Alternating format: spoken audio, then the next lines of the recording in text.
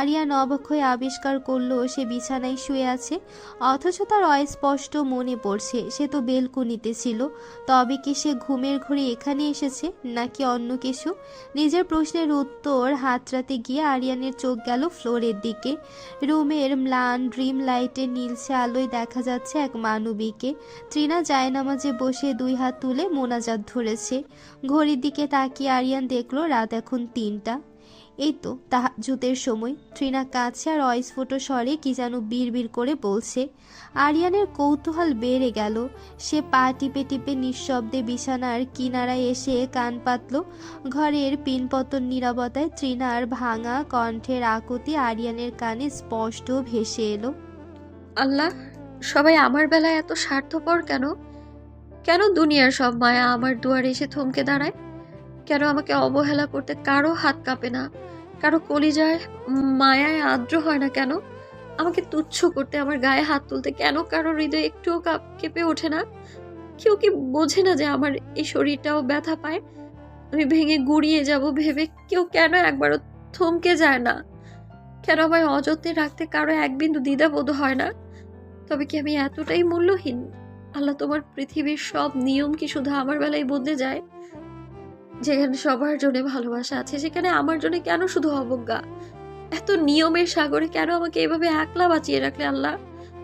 এর চেয়ে কি ভালো হতো না যদি যদি তুমি আমাকে আমার মায়ের কাছে নিয়ে যেতে?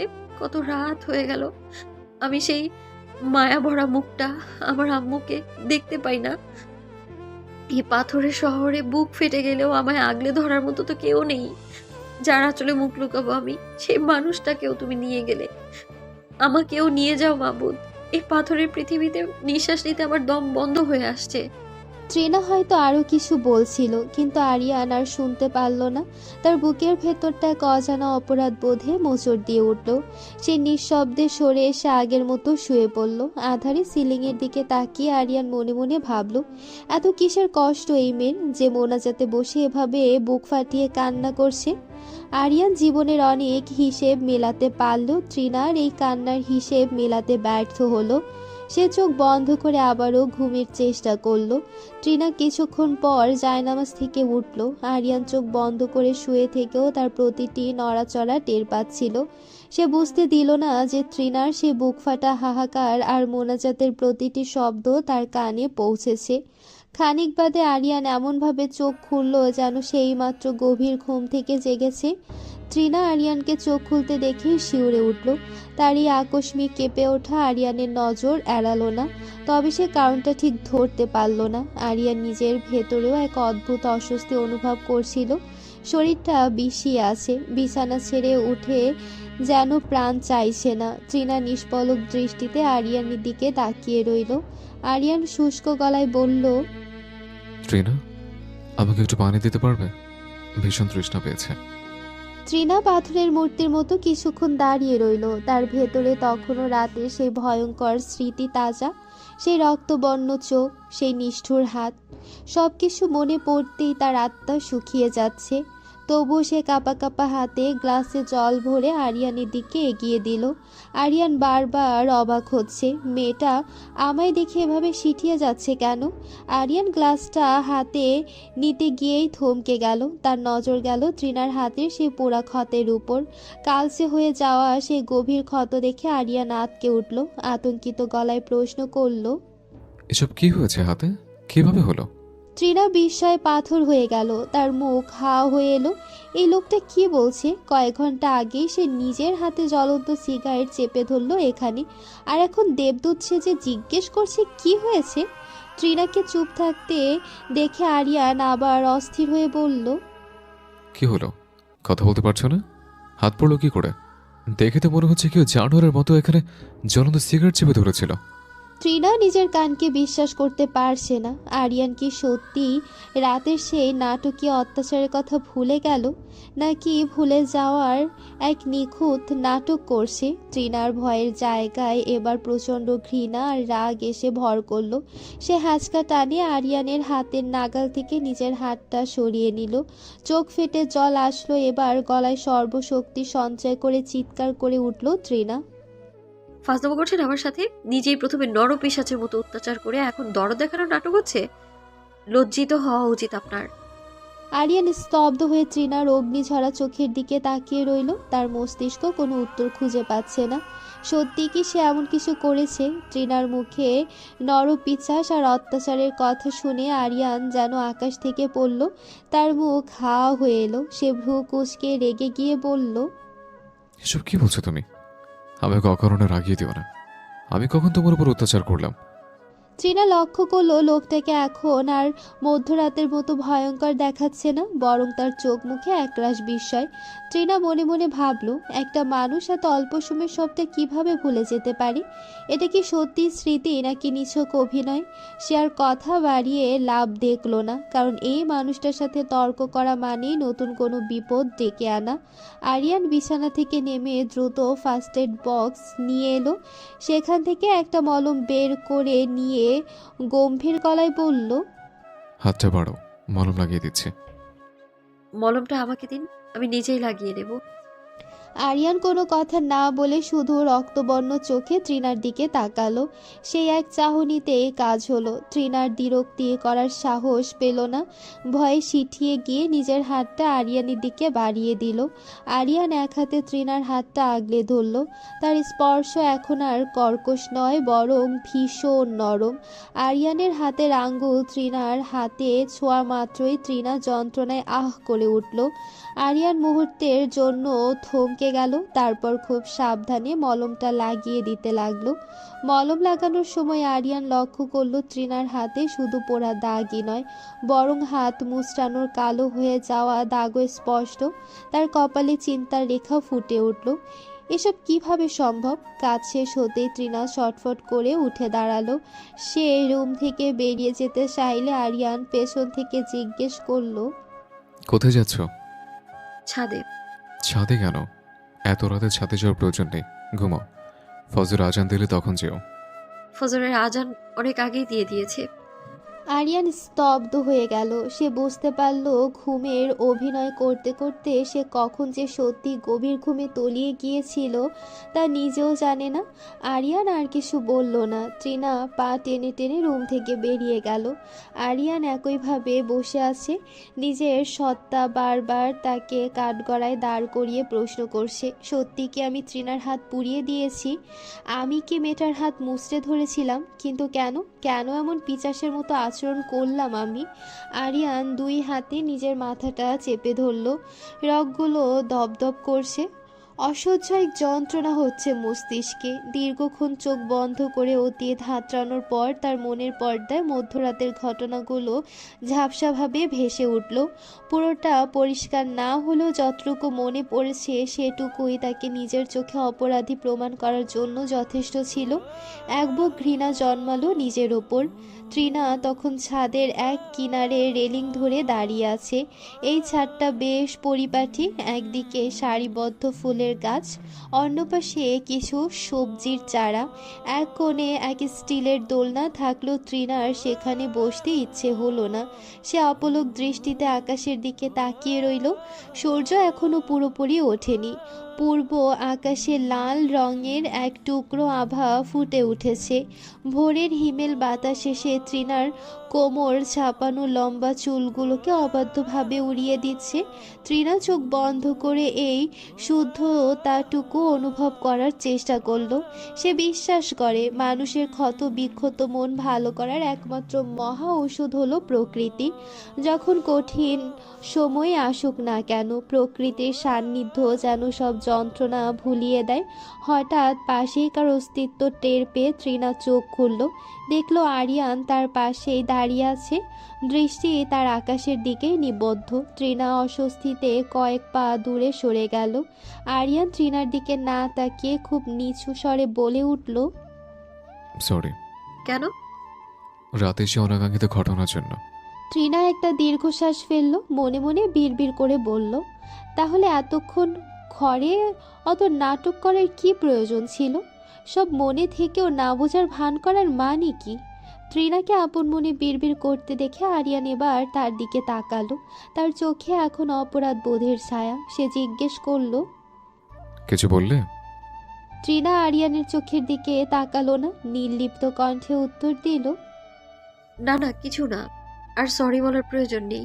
এর চেয়েও অনেক বড় বড় অত্যাচার সহ্য করার রেকর্ড আছে আমার। তাই সিগারেটের এই সামান্য ব্যথা এখন আর আমায় কাবু করতে পারে না।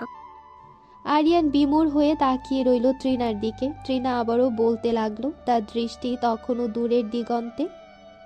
জানেন তো, মানুষের মন পাথরের না, কিন্তু আপনি বা আমি সবাই এটা ভুলে যাই।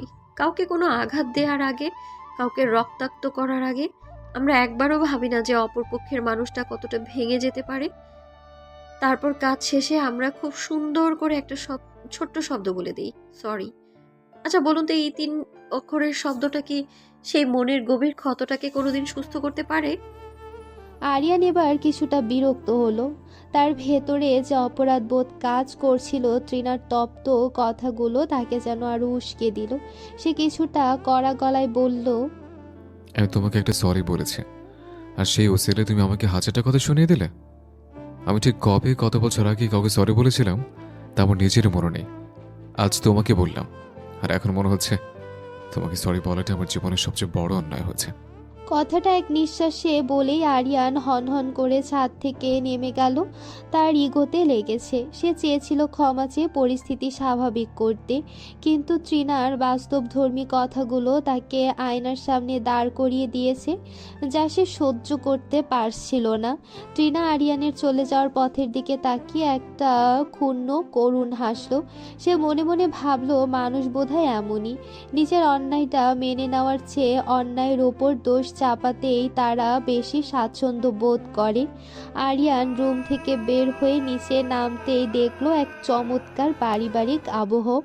ড্রয়িং রুমে বসে আছেন তার বাবা আহাদ মির্জা, বড় চাচ্চু ইকবাল মির্জা এবং ছোট চাচ্চু এনামুল মির্জা। 3 ভাইয়ের আড্ডার মাঝে টেবিলের ওপর ধোয়া ওঠা চা।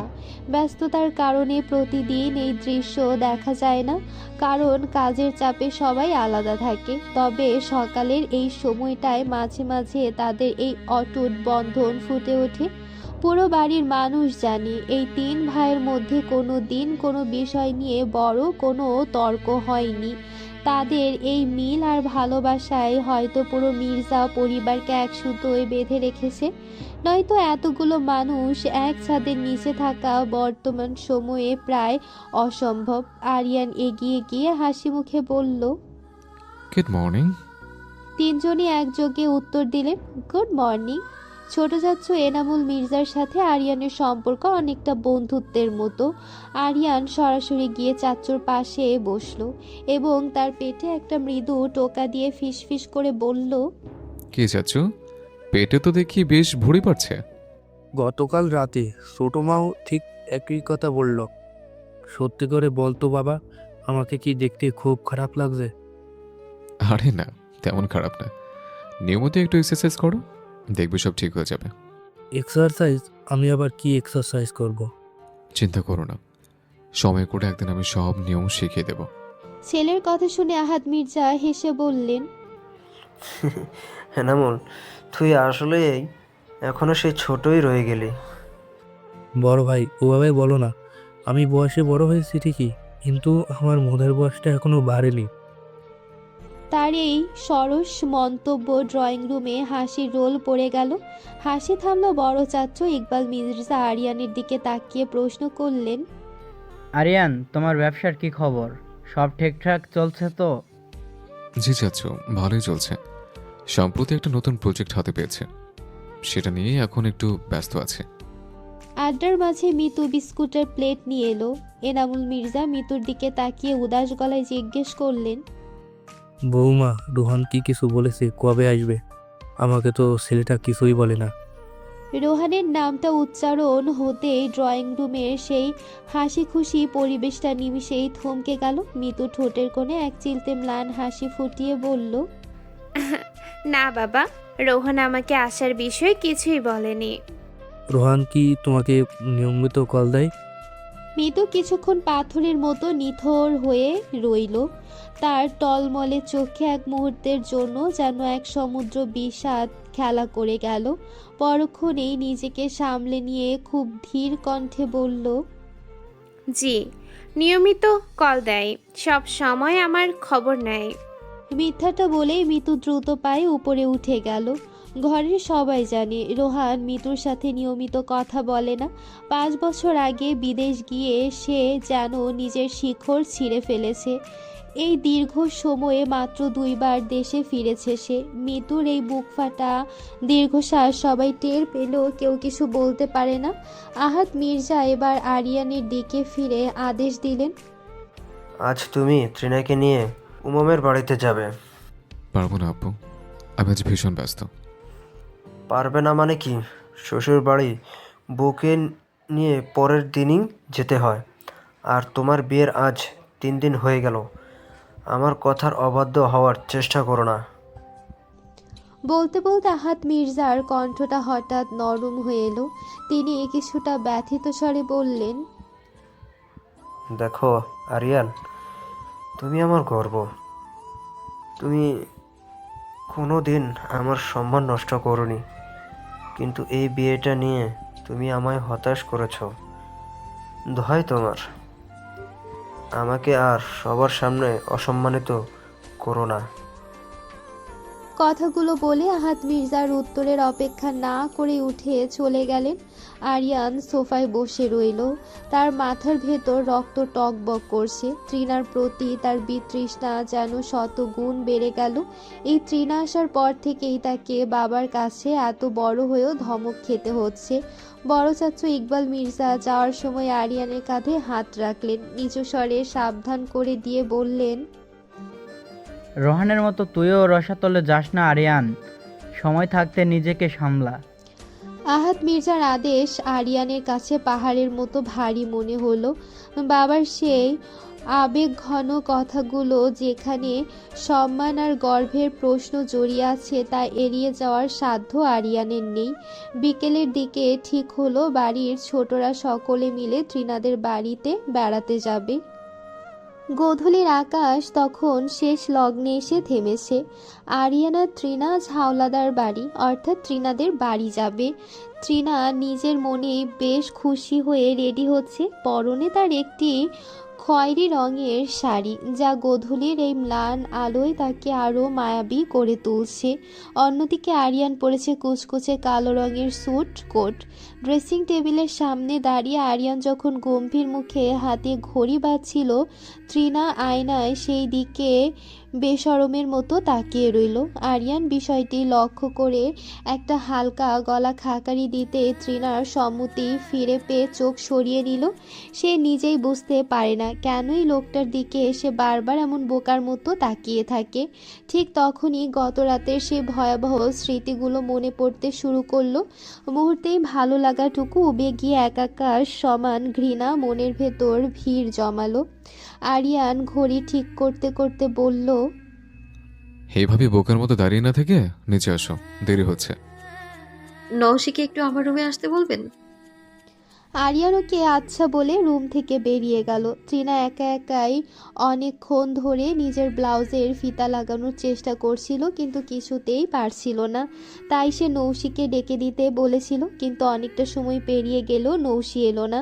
কিছুক্ষণ পর আরিয়ান আবারও রুমে ফিরে এলো। আরিয়ানকে দেখে তৃণা একটু অবাক হয়ে প্রশ্ন করল, কি হলো, নওশি আসেনি? নওশি নিচের সাজগোজ নিয়ে ব্যস্ত, এখন আসতে পারবে না। কি অদ্ভুত আপনি। নওশি ব্যস্ত তো কি হয়েছে? আপনি মিতু ভাবি কিংবা নুসরাতকে তো বলতে পারতেন একবার আসার জন্য। ওরা সবাই যার যার কাজে ব্যস্ত। আর কেন, আমাকে তোমার চোখে পড়ো না? আমাকে বলো কি করতে হবে। না, আপনি পারবেন না। পারবো না মানে কি? হ্যাঁ, আমাকে তোমার অকর্মণ্য মনে হয়? এখনই বলো কি করব। আপনি আসলে বুঝতে পারছেন আপনাকে দিয়ে এটা হবে না। আমি আমার ব্লাউজে ফিতা লাগানোর জন্য ওদের ডেকেছিলাম। এটা কি এমন কাজ যে আমি পারবো না? আরিয়ান হুট করে কথাটা বলে ফেলল, কিন্তু যখন কথাটি প্রকৃত অর্থ তার মস্তিষ্কে পৌঁছালো তখনই সে থমকে গেল। আরিয়ানের এমন কিংকর্তব্য বিমূঢ় অবস্থা দেখে তৃণা ফিক করে হেসে দিল। ব্যঙ্গভরা কণ্ঠে বলল, কি হলো, এখন চুপ হয়ে গেলেন কেন? কি যেন বলছিলেন খুব জোর গলায়। আরিয়ান তৃণার দিকে স্থির দৃষ্টিতে তাকালো। হাসলে এই মেয়েটাকে সত্যি অপার্থিব সুন্দর লাগে। আরিয়ান ধীর কণ্ঠে বলল, দাও, আমি লাগিয়ে দিচ্ছি। কি? আরিয়ান আর কোনো উত্তরের অপেক্ষা করলো না। সে তৃণার ঠিক পেছনে এসে দাঁড়ালো। পিঠ থেকে দীর্ঘ কালো চুলগুলো একপাশে সরিয়ে দিয়ে সে খুব সাবধানে অতি ধীর হাতে ব্লাউজের ফিতা বাঁধতে শুরু করলো। তৃণা আয়নার দিকে তাকিয়ে আছে। তার মনে হলো এই লোকটার পুরো অস্তিত্বই একটা রহস্যময় জাদু আছে। তৃণার চোখে পৃথিবীর সবচেয়ে সুন্দর পুরুষটি হলো আরিয়ান মির্জা, যে তার বৈধ স্বামী, কিন্তু দুর্ভাগ্য এই মানুষটাকে সে চাইলেও কোনো দিন জীবনসঙ্গী হিসেবে ভালোবাসতে পারবে না। আরিয়ানের ফিতা বাঁধতে বেশ খানিকটা সময় লাগলো। কাজ শেষ হতেই কোনো কথা না বাড়িয়ে সে রুম থেকে বেরিয়ে নিচে চলে গেল। বিকেলের মিঠে রোদ গায়ে মাখিয়ে তারা অবশেষে বেরিয়ে পড়ল। আরিয়ান আর তৃণা একই গাড়িতে, আর পেছনের গাড়িতে আদনান, নৌশি আর মিতু। মিতু সচরাচর বাড়ি থেকে একদমই বের হয় না, কিন্তু আজ তৃণার অনেক আবদার আর জোড়াজড়িতে সে রাজি হয়েছে। তৃণাদের বাড়িতে যখন তারা পৌঁছালো তখন গোধূলির আলো মিলিয়ে গিয়ে সন্ধ্যা ঘনিয়ে এসেছে। বিশাল ড্রয়িং রুমের কারুকাজ আর আভিজাত্য অনেকটা আরিয়ানদের বাড়ির মতোই। বাড়িতে ঢোকার পরপরই সবার আগে দেখা হলো ওমর হাওলাদারের সাথে। বাবাকে দেখা মাত্রই তৃণা হাসি মুখে তাকে জড়িয়ে ধরল। ড্রয়িং রুমে সবাই বসতেই ওমর সাহেব আরিয়ানকে কুশল বিনিময় করে জিজ্ঞেস করলেন, তোমাদের আসতে কোনো সমস্যা হয়নি তো বাবা? না আঙ্কেল, কোনো সমস্যা হয়নি। কথার মাঝে ঘরে প্রবেশ করলেন রওশনারা বেগম আর তার পেছনে রিনি। রিনি এসে বেশ অধিকার বোধ নিয়ে আরিয়ানের ঠিক পাশের সোফায় বসলো। বেশ রাশ ভারী আর কিছুটা কৃত্রিম ঢঙে বলল, হ্যালো আরিয়ান, কেমন আছো তুমি? জি ভালো। ওমর হাওলাদারকে একটি ইমার্জেন্সি কল পেয়ে দ্রুত হাসপাতালে যেতে হলো। তিনি বেরিয়ে যেতেই রওশনারা বেগম সবাইকে আপ্যায়নের ছলে বললেন, তোমরা অনেক দূরে থেকে এসেছো, সবাই নিজের নিজের রুমে গিয়ে একটু রেস্ট নাও। তিনি কাজের লোকদের ডেকে আরিয়ান, মিতু এবং অন্যদের ঘর দেখিয়ে দিতে বললেন। সবাই ভেতরে চলে যেতে নিলে তৃণা পা বাড়াতে চাইল, কিন্তু রওশনারা বেগম মুখে এক চিলতে রহস্যময় হাসি ঝুলিয়ে বললেন, তোমরা সবাই যাও, তৃণা না থাকুক। মা, আমি কতদিন পর দেখা হলো, কত কথা জমে আছে। আরিয়ানটা কোনো আপত্তি না করে ভেতরে চলে গেল, কিন্তু তৃণার বুকটা ভয়ে ঠিপ ঠিপ করতে লাগলো। সে খুব ভালো করে চেনে তার মায়ের এই মধুর হাসির আড়ালের বিষয়কে। সে ঘাবড়ে গিয়ে কোনো মতে বলল, মা, আমি একটু ভেতরে যাই। রওশনারা বেগমের চোখের চাহনি মুহূর্তেই বদলে গেল। রিনি সে হাঁচকা টানে তৃণাকে নিজের দিকে ঘুরিয়ে দাঁত কিরমির করে বলল, এই, তুই তো দেখি খুব শিয়ানা হয়েছিস। বড় বোনের হবু স্বামীকে এইভাবে কেড়ে নিয়ে বিয়ে করতে তোর লজ্জা করলো না? কিভাবে পারলি এটা করতে? এসব কি বলছো আপু? তুমি নিজে বিয়ের আসর ছেড়ে পালিয়ে গেলে বলেই তো বাবার মান সম্মান বাঁচাতে আমাকে ওই আসরে বসতে হয়েছিল, আর এখন তুমি উল্টো আমাকেই দোষ দিচ্ছ। তৃণার সত্য কথাগুলো শোনা মাত্রই মা আর মেয়ে যেন জ্বলে উঠল। কোনো কিছু বুঝে ওঠার আগে রিনি তার সর্বশক্তি দিয়ে তৃণার গালে একটি জোরালো চর বসিয়ে দিল। অতর্কিত এই আঘাতে তৃণা তাল সামলাতে না পেরে মেঝেতে ছিটকে পড়ল। চোখের কোণ বেয়ে নোনা জল গড়িয়ে পড়ল। রওশনারা বেগম এবার নিচু হয়ে তৃণার মুখটা শক্ত করে চেপে ধরলেন। হিংস্র গলায় বললেন, ভীষণ সাহস বেড়েছে তোর, তাই না? আগে তো কোনোদিন এভাবে মুখে মুখে তর্ক করতি না, এখন আজ এই বাড়িতে পা দিতেই তোর খুব ডানা গজিয়েছে।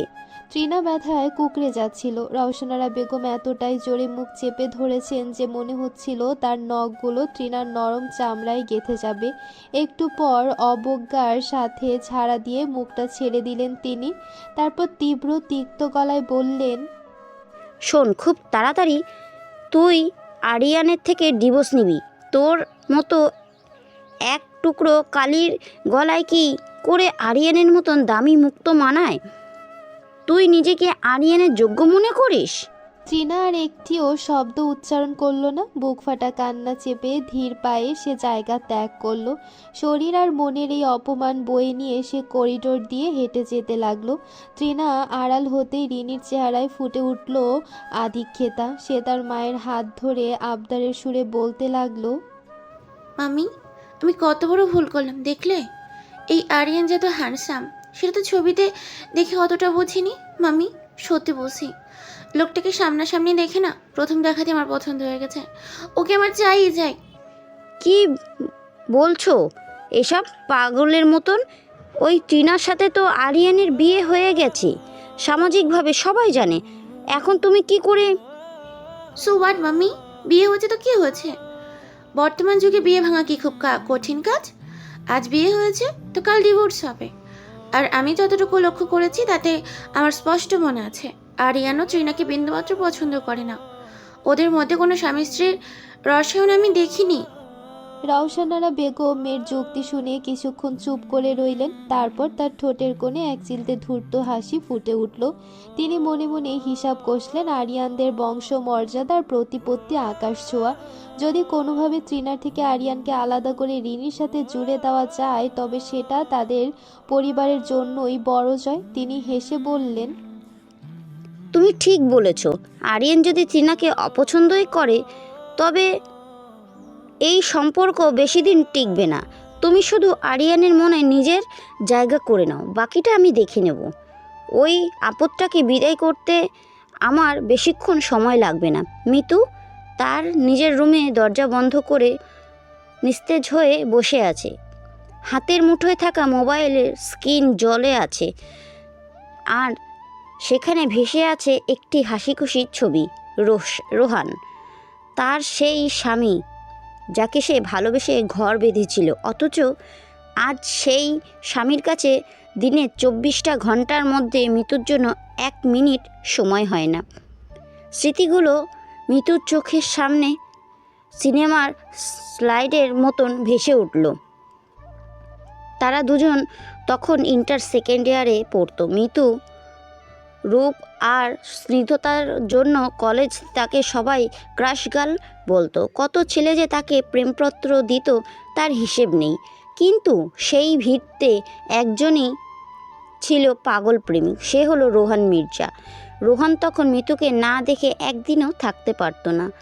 মিতুর জন্য তার সেই পাগলামি দেখে মিতুও নিজেকে সঁপে দিয়েছে। ভার্সিটিতে ওঠার পর রোহানের ভয় ছিল মিতু বুঝি তাকে ছেড়ে চলে যায়।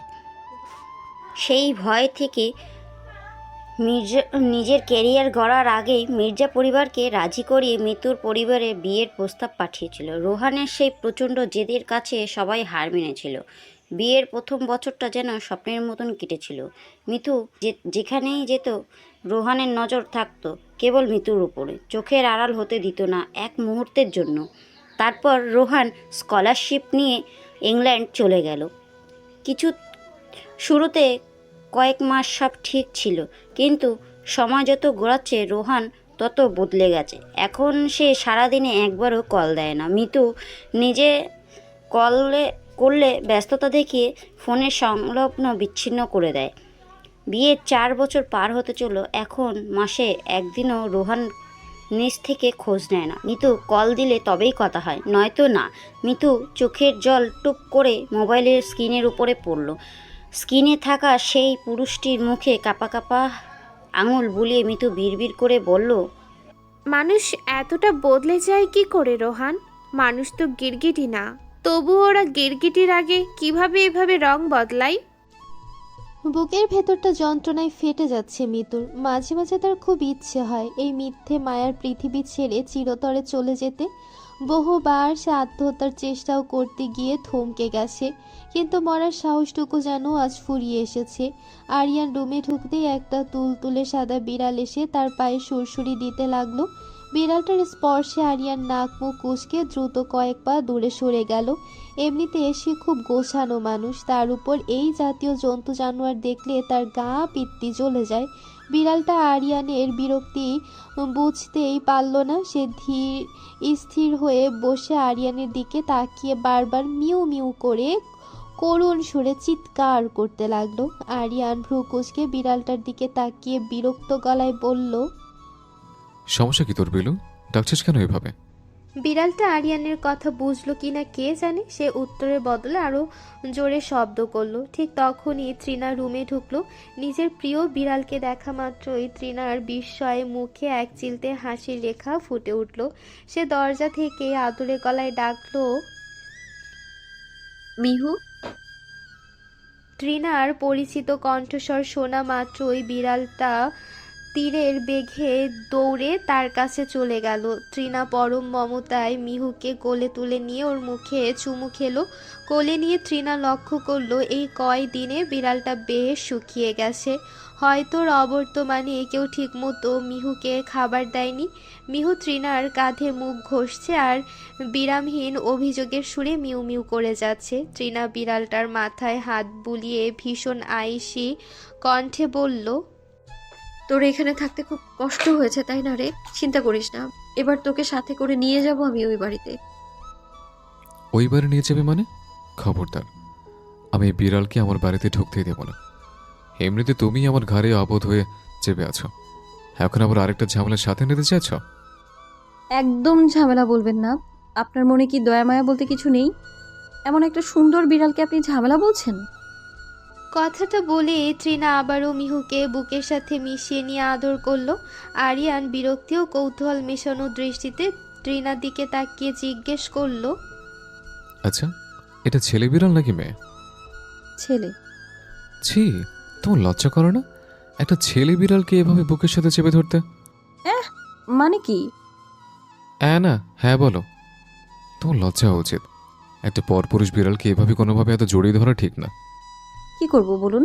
আর কাকে জড়িয়ে ধরবো? আমার স্বামী তো আবার মেয়েদের খুব একটা পছন্দ করেন না। এটাই মনে হয় আমার।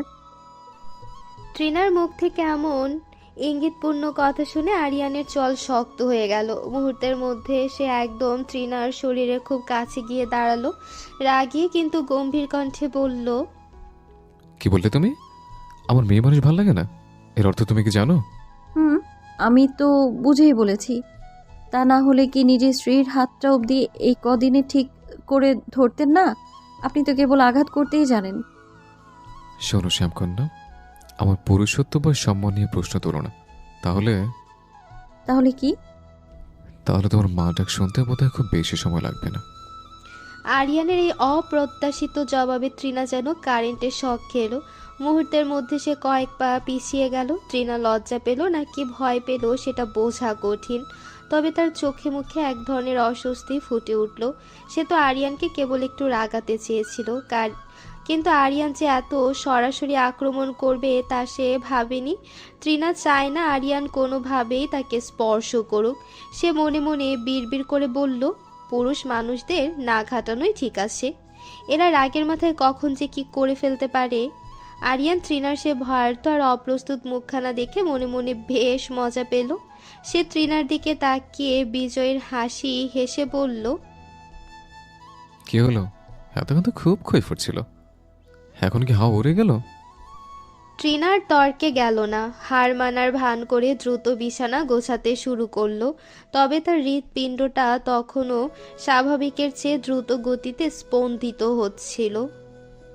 রাত তখন অনেকটা, চারিদিকে পিনপতন নীরবতা বিরাজ করছে। বাড়ির সবাই হয়তো এখন গভীর ঘুমে আচ্ছন্ন। শুধু জেগে আছে তিনা। সে এক পলক আরিয়ানের দিকে তাকিয়ে দেখল সে উল্টো দিকে ফিরে অঘরে ঘুমোচ্ছে। তিনা আরিয়ানের সাথে বিছানায় শোয়নি, মেঝেতে এক কোণে বিছানা পেতে শুয়েছিল। তিনা অত্যন্ত সাবধানে শব্দ না করে উঠে বসল।